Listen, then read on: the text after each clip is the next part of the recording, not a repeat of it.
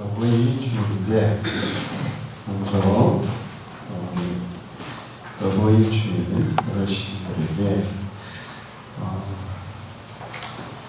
축복하는 그리고 간단한 선물을 드리는 시간을 가진 후에 말씀을 전하도록 하겠습니다.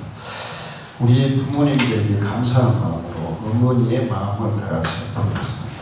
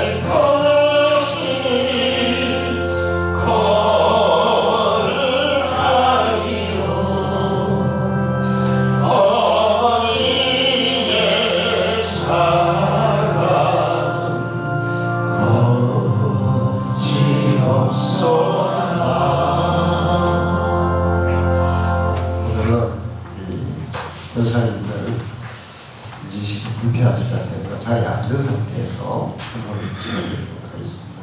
나와서 우리 주원사님, 용선 권사님, 정수대 집사님 오늘 오셔서 따라드리도록 하고 우리 권정자 선거님은 응원 부탁드립니다. 자, 박수. 감사합니다.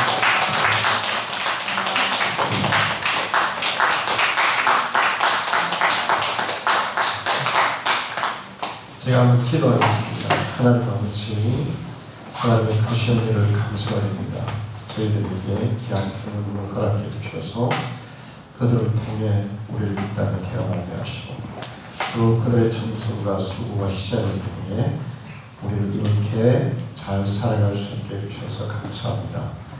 우리를 기르고 또 우리를 돌보기 위해 수고하신 부모님들, 하나님께서 그들의 수고와 그들의 오랜 시간을 기억하시고 하늘의 위로와 평강으로 채워주옵소서.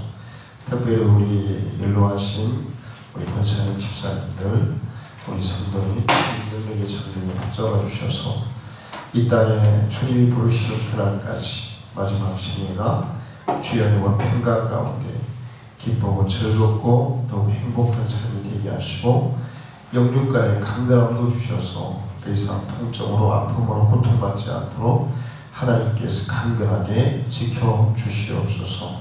자녀들의 표를 붙게 하시고 또 지금까지 살아온 것보다 앞으로 남은 생애가 더 기쁘고 즐겁고 복된 삶이 되도록 축복해 주옵소서. 예수님의 이름으로 기도하옵나이다. 아멘.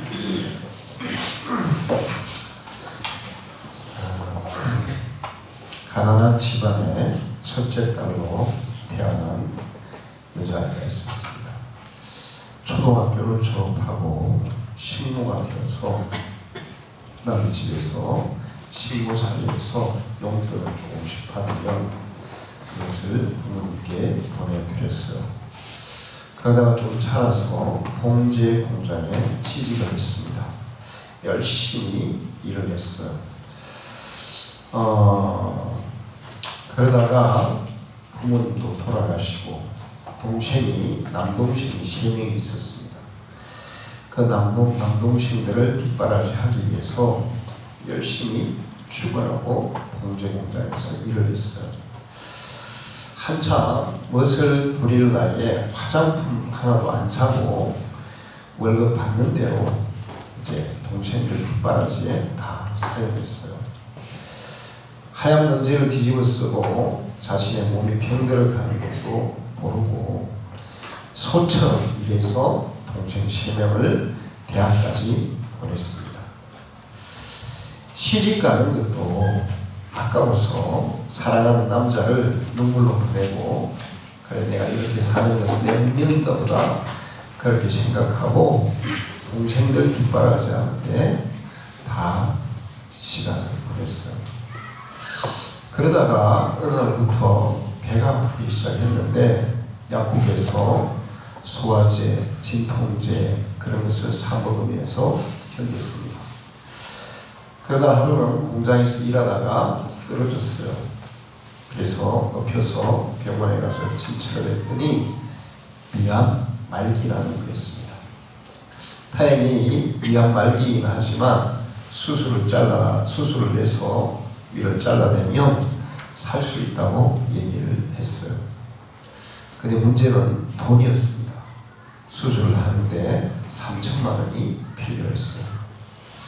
그동안 동생들 뒷바라지 한다고 전혀 자기를 위해서는 모아는 돈이 없었습니다. 그래서 미국에 살고 있는 첫째 동생에게 전화를 했어요. 동생아, 내가 수술을 해야 되는데 3천만 원이 든단다. 그렇게 얘기를 했더니 골프장에서 골프를 치던 동생이 전화를 받아서 하는 말이 누나, 나한테 3천만 원이 어디 있어? 그리고는 전화를 끊었습니다. 그래서 누나가 그때 동생에게 미안하다 그렇게 얘기했는데 전화를 끊고 둘째 동생에게 전화를 했어요.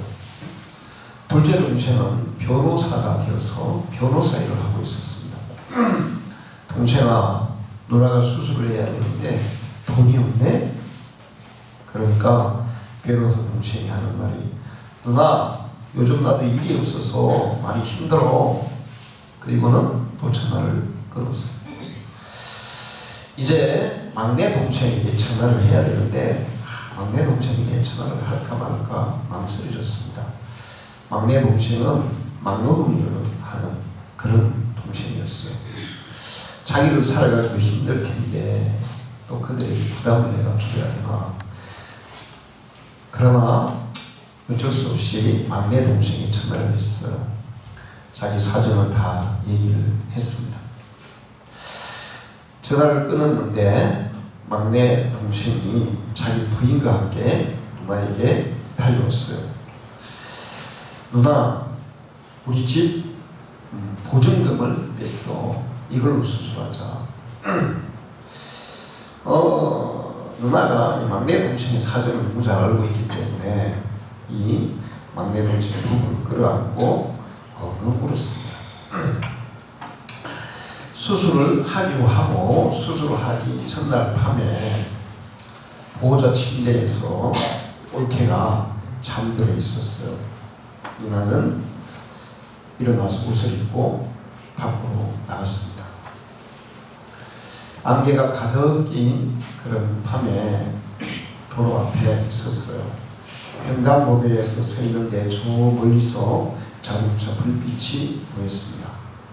그리고 도로로 뛰어들었어요.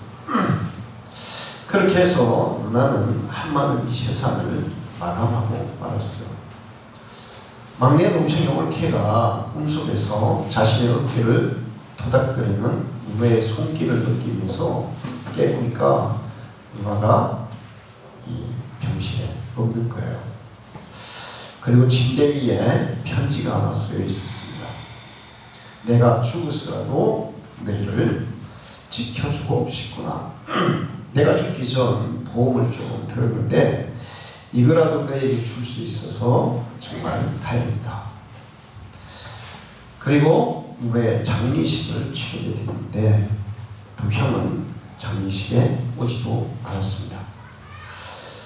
막내 동생이 누나의 장례식을 치르고 나서 이제 보험금을 타게 됐어요. 근데 보험금의 이 액수가 제법 상당하다는 소문이 났고 두 형과 형수가 동생을 찾아왔습니다. 찾아와서 우리와 똑같이 보험을 나누지 않으면 법적인 조치를 하겠다. 둘째 형은 변호사니까 그렇게 위협을 했어요. 동생은 그냥 이거 형들이 다 줘버릴까 이렇게 생각을 했지만 누나의 빚값으로 이게 얻은 그 돈을 형들로부터 지켜야 되겠다 이런 생각이 있어서 소송을 하게 돼요. 이 막내 동생의 친구가 변호를 해줬습니다. 그리고 소송을 해서 몇 개월 후에 판결을 하게 됐어요. 판사가 판결문을 읽는데 목소리가 상당히 떨렸습니다. 두 형은 당연히 자기들도 누나의 그 보험금을 상속할 권리가 있다고 생각하고 이제 자기들도 보험금을 나눌 거라고 생각하고 기대하고 있었어요. 판사가 목소리가 떨리면서 판결문을 읽었어요. 그리고 마지막 그 누나의 휴대폰에 있던 문자를 읽었습니다. 내가 죽으면 보험금은 끝까지 나의 수술비를 위해 전 재산을 내놓은 막내 동생에게 전부 유산으로 주도록 해주세요. 두 형은 얼굴을 못 들고 법정을 나갔어요. 이 누나는 부모 같은 그런 누나였습니다.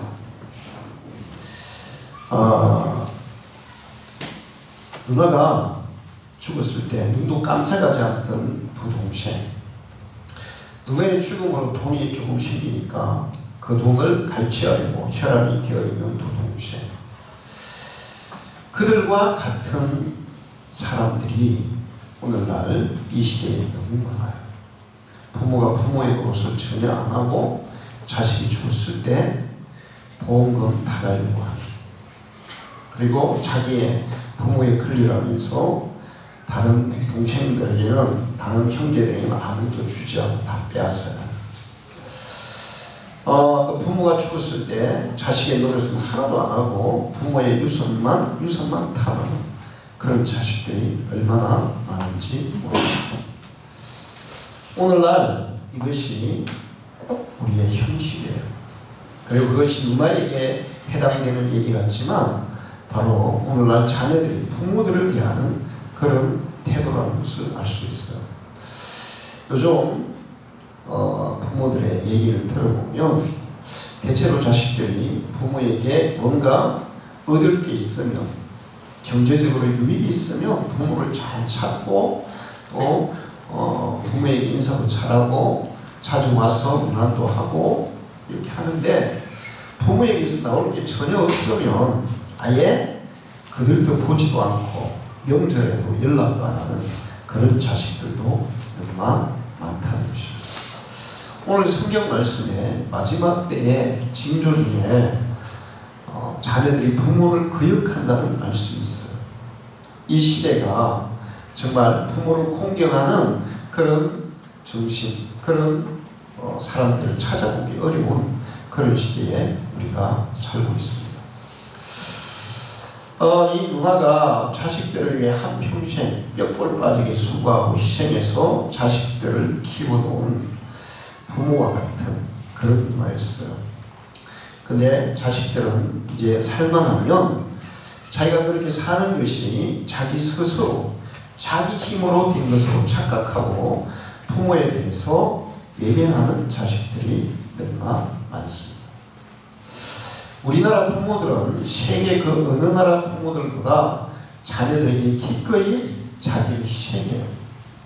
그리고 평생 자녀들이 자살한 이후에 결혼을 하고 또 자기들의 가정을 가지고 자기들의 삶을 살아도 죽을 때까지 자녀들에게 도움을 주려고 하는 그런 부모들이 우리나라 부모들이라고 얘기를 합니다. 끝까지 자녀들에게 뭔가 도움을 주고 싶어하는 것이 우리나라 부모들이에요. 그런데 우리나라의 자녀들은 언제부턴가 부모님을 공경하는 정신을 잃어버리고 살아가고 있어요.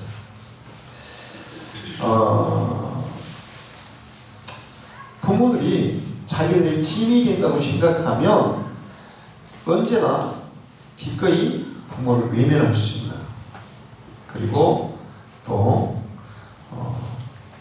방치할 수 있는, 심지어는 치매된 부모를 길거리에 버리거나 아니면 또 중풍 걸린 부모를 목졸라 죽이거나 하는 그런 아주 폐륜적인 범죄를 저지르는 자식들도 있습니다. 그래서 요즘 이 현명한 사람들은 죽을 때까지 절대로 유산을 자식들에게 주지 마라. 끝까지 유산을 움켜쥐고 있어야 한 번이라도 찾아와서 부모를 돌아올 거다. 그렇게 얘기하는 사람들이 많아요. 근데 우리 부모들이 안 그렇거든요. 그런 얘기를 들으면서도 자식들에게 다 줘버리고 자기는 찬밥 신세의 낙동과 오리알처럼 되는 그런 부모들이 아주 많습니다. 이제 부모들이 이제 거동이 불편하고 혼자 살기가 어려우면 자녀들이 돌봐야 되는데, 요즘은 자녀들은 그렇게 되면 얼른 요양원에 갖다 맡겨버려요. 요양원이 필요하죠.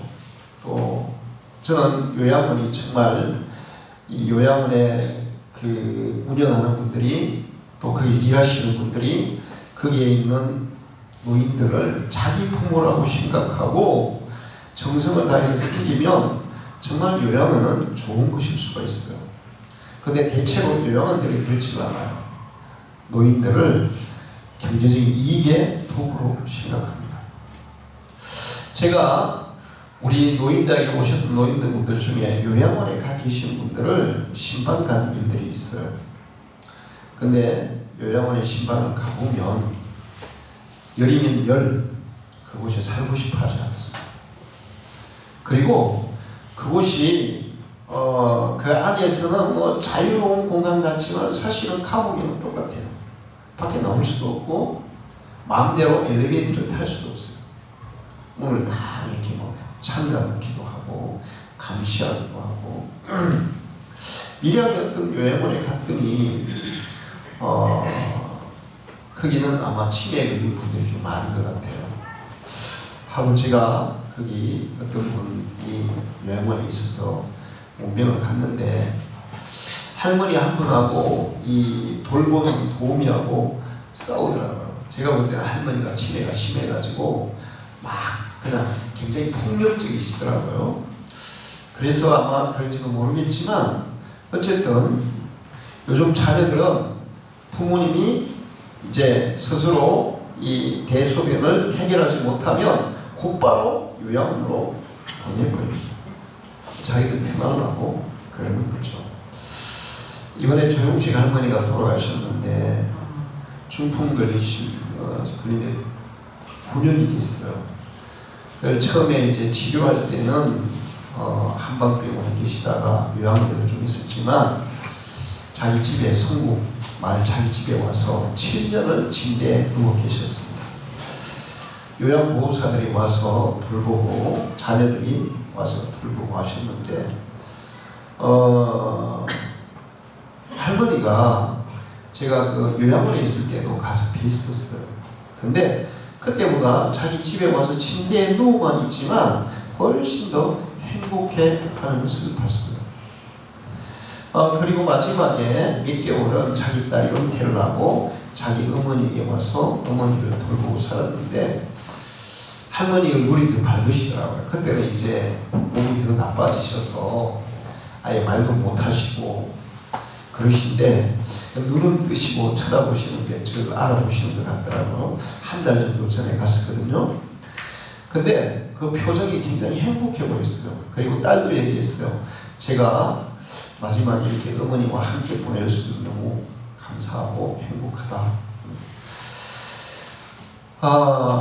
그런데 오늘날 많은 자녀들이 부모님이 불편하면 그냥 요양원에다가 맡겨버리고 요양원에 맡기는 경우는 자신들이 부모님을 모시기가 이런 사정이 안 좋아서 그런 것도 있지만 그냥 자기들 편하기 위해서 하는 경우들이 더 많아요.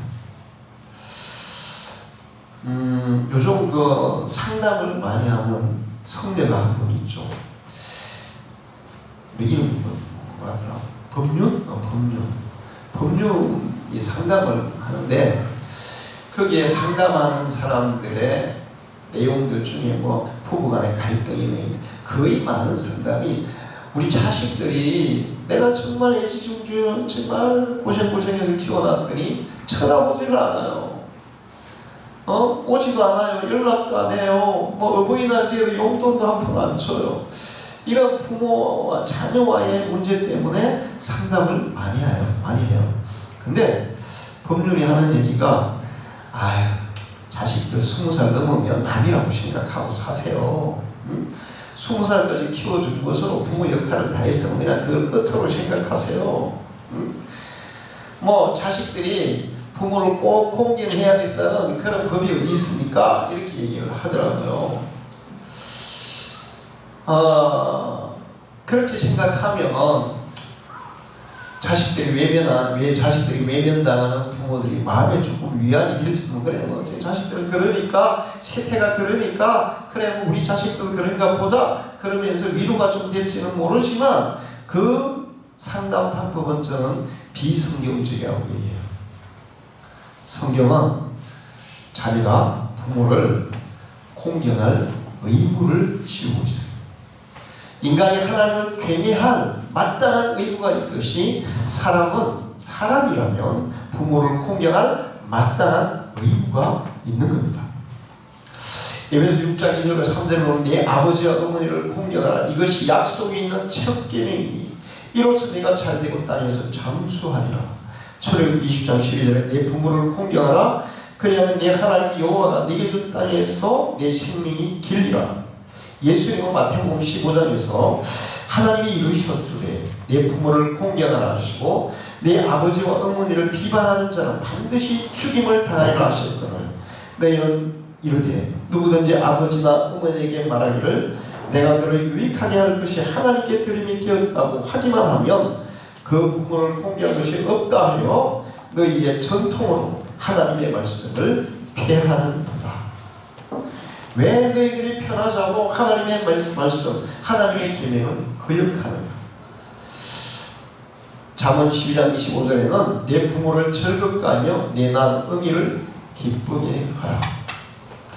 인간의 마땅한 도리가 하나님을 괜히하는 것이고 부모를 공경하는 것이 인간으로서 인간이라면 마땅히 해야 될 의무라고 책임이라고 가르쳐 주시고 있어요. 하나님은 부모를 공경하라는 계명 10계명 중에 인간과 관계에 되는 첫 번째 계명으로 주셨어요. 그리고 사람들이 안 지킬까봐, 그래도 안 지킬까봐, 네 부모를 공경하라 안 지킬까봐 거기다가 축복의 단서까지 붙여주셨어요. 네 부모를 공경하라. 그러면 네가 땅에서 잘되고 장수하리라. 내가 그런 복을 주겠다. 부모를 공경하는 게 마땅한 도리이고 의무인데 그래도 하나님이 안심이 안 되셨던지 네가 부모를 공경하면 내가 너에게 최고의 상급을, 최고의 복을 내릴 테니까 하라. 이렇게까지 말씀해 주셨어요. 그만큼 부모 공경이 인간으로서 가장 중요한 일이라는 것을 우리에게 가르쳐 주는 겁니다. 성경에는 심지어 부모를 공경하지 않는 자녀는 사형에 해당한다고 말씀하셨어요. 신명기 1장 16절에 부모를 경홀히 여기는 자는 저주를 받을 것이라 할 것이요 모든 백성은 아멘할지니라. 21장 출애굽기 15절에 자기 어머니와 아버지를 치는 자는 반드시 죽일지니라. 출애굽기 21장 17절에 자기 아버지와 어머니를 저주하는 자는 반드시 죽일지니라. 사람을 죽인 이 살인죄보다 더 큰 죄가 부모를 거역하고 부모를 소홀히 하는 죄라고 성경은 말씀하고 있어요. 제가 생각해 봤어요. 왜 하나님께서 부모를 공경하라 하는 것은 계명으로까지 주시고 자녀를 사랑하라, 자녀를 애지중지키라 이런 것은 아예 말씀을 안 하셨을까 생각해 봤어요. 부모를 공경하라 계명으로 주셨는데 자녀를 사랑하고 애지중지키라 이런 건 왜 계명으로 안 주셨을까? 요즘은 그것도 계명으로 좀 줄 필요가 있는 것 같아요. 요즘 워낙 방송 보다 보면 한 달을 안 그러고 이 부모들이 자식을 버리고 방치하고 또 폭력을 해서 죽이는 부모가 자식을 죽이는 사건들이 너무 많이 일어나요. 이 시대에는 자식을 잘 기르라는 계명도 하나님 주셨어야 되지 않을까 이런 생각이 드는 시대에 우리가 살고 있는데 왜 안 주셨을까? 부모가 자녀를 사랑하는 것은 본능이기 때문에 계명으로 안 줘도 그냥 본능이기 때문에 이 부모 자식이 생기면서 죽을 때까지 부모가 죽을 때까지 자식을 애지중지하고 사랑하고 돌보는 것은 그냥 본능적으로 하는 거기 때문에 계명으로 안 줘도 잘하니까 안 주신 것 같아요. 근데 자식이 부모를 공경하는 것은 이제 잘 안 하기 때문에 그래서 하나님이 계명으로 주신 것 같아요. 사람들은 자식들의 똥 치울 때는 웃으면서 기저귀를 갈아줘요. 아이고 예쁜 똥 쌌네. 아이고 설사했네. 어떡하나.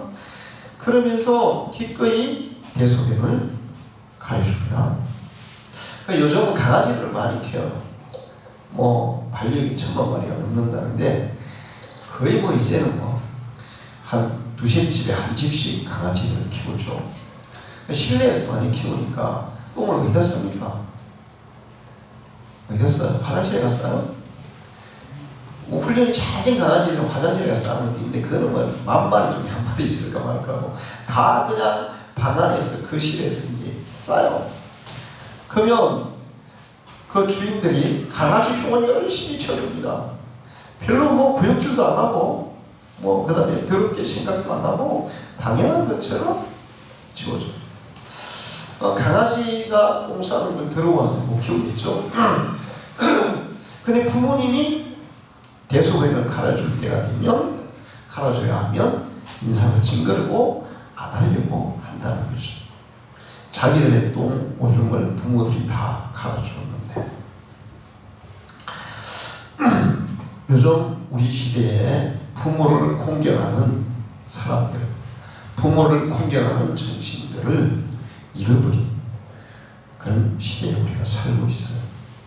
예수 믿는 사람들은 여러 가지 삶의 세상 사람들에게 본이 되어야 되는데 부모를 공경하는 데서도 본이 되어야 될 줄 믿습니다. 할렐루야. 우리가 부모 공경에 본이 되어야 돼요. 인천에 순복음교회가 있어요. 인천 순복음교회. 그 목사님은 성경 교재를 아예 12권짜리 부모 효에 대한 성경 교재를 만들었더라고요. 그분은 굉장히 효를 강조하는 그 설교 때도 효를 강조하시고 자기 성도들에게 학생들에게 효를 굉장히 강조하셨어요.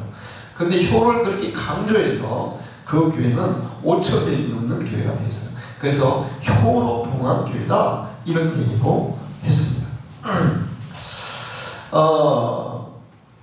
근데 요즘은 이 부모를 공경하는 그런 것을 찾아보기 어려운 시대에 살아요.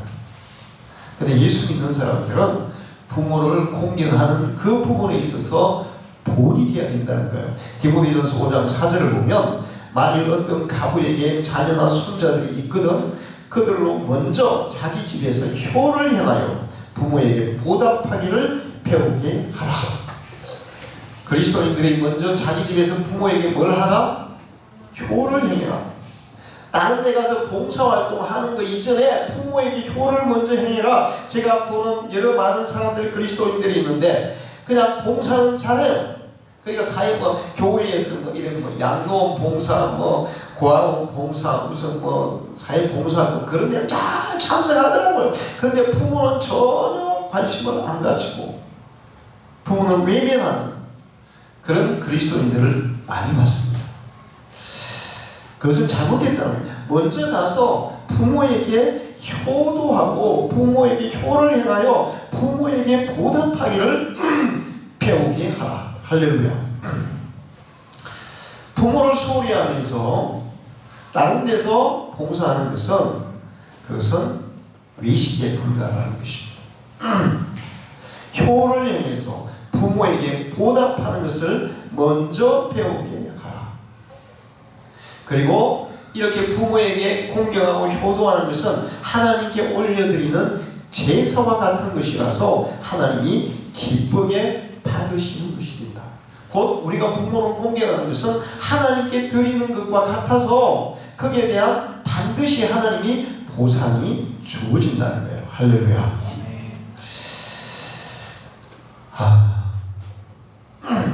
우리나라는 전 세계적으로 이 경로 효친 사상이 가장 뛰어난 나라였어요. 과거에 선교사들이 우리나라에 와서 우리나라에 배울 게 전혀 없는데 왜 그런가 하면 처음에 선교사들이 왔을 때 있잖아요. 우리나라의 이 어린 아이들도 담배를 피웠대. 담배를. 여자분들도 담배를 많이 피웠고 아이들도 담배를 많이 피웠대요. 거기다가 자원리간에 선교사들이 볼 때 우리나라의 조선시대의 그 우리나라 국민들이 정말 상당히 수준이 떨어지는 그런 모습이었어요. 그런데 그분들이 한국 사람들이 꼭 배워야 할 게 하나 있다. 그거 뭐냐? 부모를 공경하는 경로 효친 정신이다. 할렐루야. 이렇게 전 세계에서 이 선교사들이 다른 거는 몰라도 효도를 하는 정신은 한국 사람이 배워야 된다. 이렇게까지 얘기를 했던 우리나라가 지금은 세계에서 가장 부유한 나라로 전락해가고 있다는 거예요. 이런 시대에 우리에게 부모 공경하는, 부모에게 효를 하는 그런 정신과 그런 삶이 회복돼야 될 줄 믿습니다. 부모를 어떻게 공경할까요? 간단하게 그런 얘기 드릴게요. 부모에게 순종해라. 자녀들아, 모든 일에 부모에게 순종하라. 이것이 주 안에서 기쁘게 하는 것이냐. 부모에게 효도한 첫 번째 길은 부모를 순종하는 것이다. 두 번째, 부모의 마음을 즐겁게 해드리라. 잠언 23장 20절 내 부모를 즐겁게 하며 너를 낳은 어미를 기쁘게 하라. 부모님의 마음을 즐겁게 하고 기쁘게 해드리는 것이 효를 하는 것이다. 그 다음에 부모의 필요를 채워주는 것이다. 우리나라 국민들은 자식들을 위해서 돈을 다 쓰다 보니까 노후 준비를 안 해요. 요즘 젊은이들은 뭐 연금도 넣고 뭐 노후 준비를 하는데 과거에 우리 때만 해도 노후 준비가 안 돼 있죠. 그런데 노후 준비가 안 돼 있는데 문제는 이제 국가에서 그러면 그 노후를 책임질 수 있냐? 이것도 안 돼 있어요. 국민연금 개혁해야 된다. 말이 많죠. 굉장히 말이 많죠. 국민연금을 개혁하는 그 방법으로 제시한 것이 뭐냐? 두 가지예요. 하나는 연금을 늦게 받게 하자. 나이가 더 많아서 받게 하자. 그러면 60에 은퇴하는 사람 연금도 못 받으면 어떻게 하겠다는 거예요. 두 번째, 연금 수령을 깎자. 지금 현재 우리나라에서 국민연금 들어가지고 최고 많이 받는 사람은 200만 원, 얼마 안 돼요. 그리고 대체로 평균 얼마 받냐고 평균을 이번에 냈는데 60만 원이에요. 평균 60만 원. 생활보호 대상자들 한 사람에게 한 달에 주는 돈이 얼마예요? 생활보호 대상자들이. 노령연금 30만 원 주죠. 생활보호 대상자들이 한 60만 원이 갑니다. 그럼 평생 국민연금 들어가지고 이제 아무 수익도 없는데 60만 원 받아야 어떻게 살아요? 거기 더 깎자는 거야. 저는 그런 국민연금 개혁 정책은 아주 퇴보하고 후퇴하는 정책이다. 어떻게 하면 국민연금을 더 올려줘서 60만 원 받던 사람 평균 뭐 100만 원, 150만 원 받도록 하는 것이 진정한 개혁이에요. 할렐루야. 그럼 목사님도 돈은 어디서 나와요? 그러면 그 돈은 다른 나라 선진국들 보세요. 세금을 많이 내거든요. 당연히 내거든요. 어떤 나라는 세금을 70% 내고 60% 내요. 근데 국민들이 그걸 아까워하지 않아요. 왜? 나중에 다 어떻게 됩니까? 자기들이 다 혜택을 받거든요. 우리나라는 지금 뭐 세금 9%인가 얼마나 내죠. 근데 그것도 이제 많다고 난리를 치는데 제가 볼 때는 진정한 개혁은 노인이 되었을 때 연금을 더 받아서 최소한의 생활을 유지할 수 있도록, 안 그래도 그냥 평생 자식들을 위해서 그냥 희생해가지고 이제 노인 되면 그냥 돈이 없어서 그냥 방치되는 그런 상황으로 가는데 그 국가에서 이제 책임을 져야 되는데 세금을 더 내어서라도 노인이 되면 정말 생활에 필요한 만큼은 줄 수 있는 그런 나라가 되는 것이 진정한 복지국가가 되는 것이라고 저는 믿어요. 할렐루야. 그러면 그게 안 되면 이제 누가 그 일을 해야 될까요? 국가가 못해. 그럼 누가 해야 돼요? 자식들이 해야죠. 자식들이. 부모에게 필요한 것들을 채워주는 그 일을 자식들이 해야 돼요. 근데 요즘 어떤 자식들은 그 부모가 은퇴하고 그냥 국민연금 몇 푼 받잖아요. 그것까지 통장에서 탈을 난 사람이 있어요. 제가 요 주위에도 어떤 거 보니까 난 이해가 안 돼요. 그 남편은 뭐 현대 거기 뭐 좋은 회사 다니고 부인도 뭐 회사 다니고 그래서 꽤 월급을 받는 것 같은데 할머니가 노령연금 그때 25만 원인데 세상에 거기 통장에 남아있는 줄 알았더니 한 푼도 안 남아있어. 싹 다 들어갔어. 그 드려도 거기다 못해 드려도 부족한데 이게 요즘 시대예요. 진정한 효도는 뭐냐? 부모의 필요한 것을 채워주는 게 효도다. 그리고 또 진정한 효도는 부모를 외롭지 않게 하는 거예요. 할렐루야. 자, 요즘 제가 이렇게 얘기를 들어보면 부모들이 손주들이 오잖아요. 그러면 이제 올 때마다 막 용돈도 막 주고 막 그러면 그 부모에게는 많이 찾아온대요. 어떤 사람은 일주일에 한 번씩 오는데 그 우리 집사람이 목욕탕 가서 들었나 어디서 들었나 그러는데 그분이 막 자기 자녀들 일주일에 한 번씩 온대. 그래서 우리 집사람이 너무 좋겠다 그랬대요.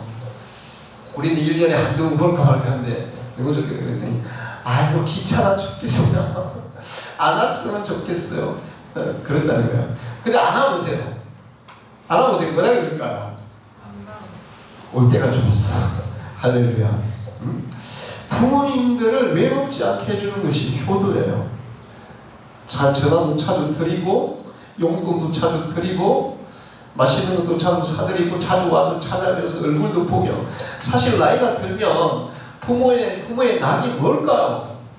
무슨 나이가 들면 낙이 별로 없어요. 뭐 젊어서처럼 운동을 할까요? 뭔가 뭐 이렇게 뭐 취미생활을 할까요? 그러니까 자식들 보고 손주들 보고 그게 낙이에요. 할렐루야. 부모에게 그 낙을 드리는 여러분이 되셔야 돼요. 할렐루야. 우리 청년들 잘 기억해야 돼요. 자, 그리고 부모에게 계속 관심을 두는 게 효도예요. 관심을 둬야 돼요. 어떤 할아버지가 자기 아들 집에서 살았어요. 근데 자기 아들, 며느리, 손주 아무도 관심을 안 두는 거예요. 집안에서 같이 살아도 너무 외로운 거예요. 그래서 할아버지가 가출을 하고 작정을 했어요. 그리고 가출을 하면서 메모리를 딱 남겨놨어요. 1번아 잘 살아라. 2번아 너도 잘 있거라. 3번 너도 잘 지내라. 4번도 잘 살아. 그리고 5번은 떠난다. 이렇게 했어요. 1번은 손주, 2번은 며느리, 3번은 자식, 4번은 강아지, 그리고 5번이 할아버지였어요. 요즘 그런다. 이 시대에, 정말 이 시대에 내 부모를 공경하라는 이 하나님의 계명이 우리에게 꼭 필요한 계명인 줄 믿습니다. 이거를 실천해야 되는 거예요. 실천하지 않는다면 우리나라의 미래는 보장할 수가 없어요.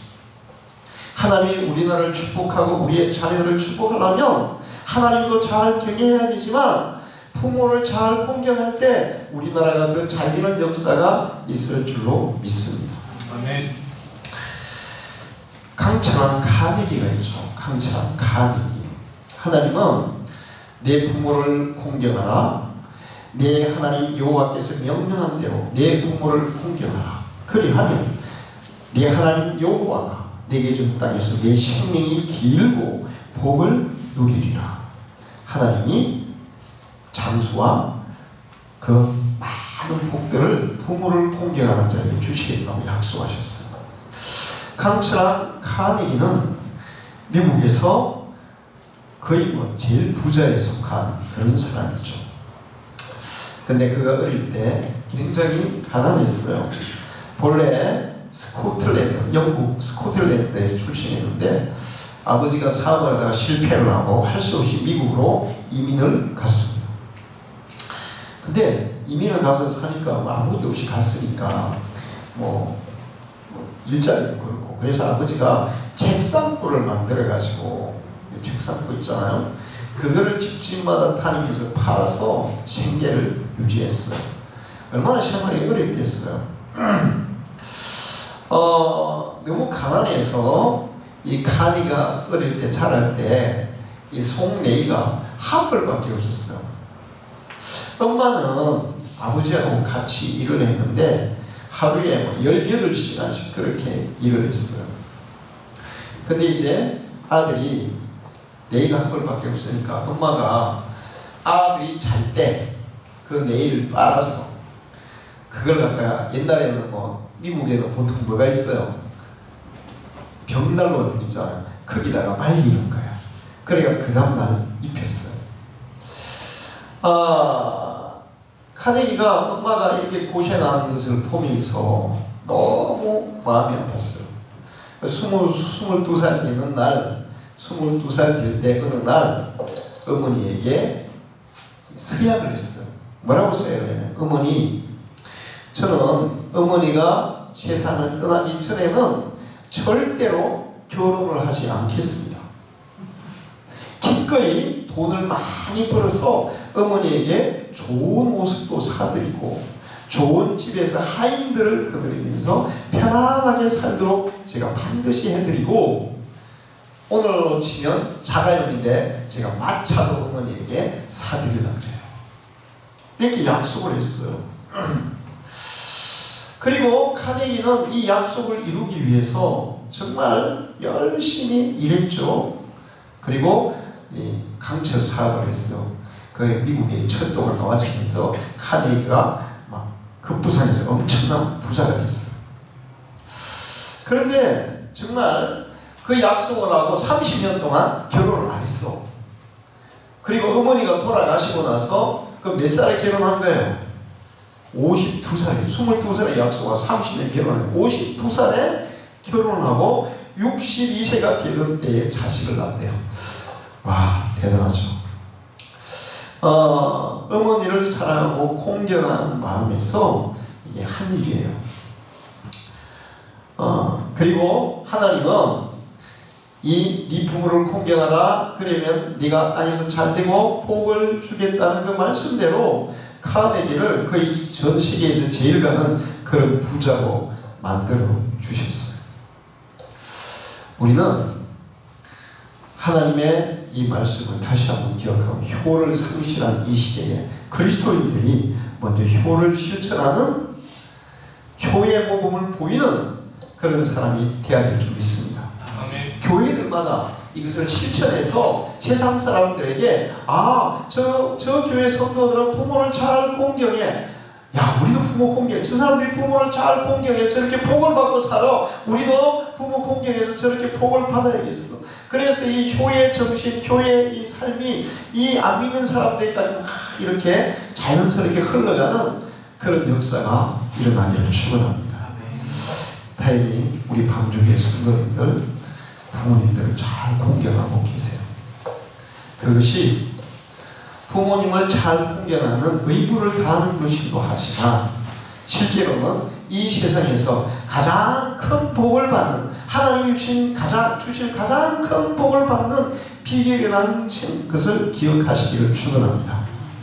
복을 받기 위해서가 아니라 부모를 사랑하기에, 부모를 공경하는 것이 마땅하기에, 또 부모를 공경하는 것이 즐겁기에, 행복하기에 그렇게 실천하다 보면 하나님이 약속하신 복은 그냥 주어질 줄 믿습니다. 너는 너희 하나님 여호와의 명령대로 네 부모를 공경하라.